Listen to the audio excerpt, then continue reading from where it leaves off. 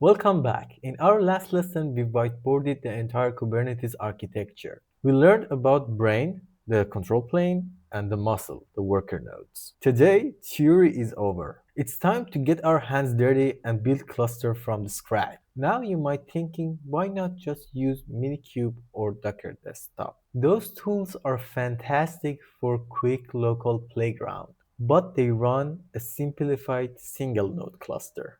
They hide a lot of important installation concepts you need to know. In this lesson, we are going to build a more realistic cluster.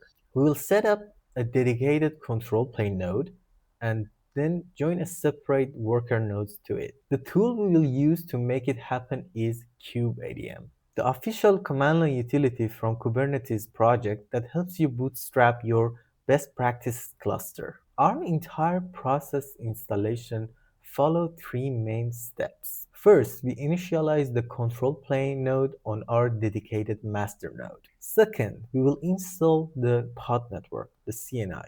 This is crucial for all communication inside of our cluster. And finally, we'll join our worker node to the cluster, officially forming a multi-node cluster. Before we jump in, we will quickly cover the lab requirements, like 2 CPU cores and 2 GB of RAM for each node. And the all-important step is to disabling the swap. By end of this lesson, you won't just have a cluster. You will understand how it was built, piece by piece. Let's get started.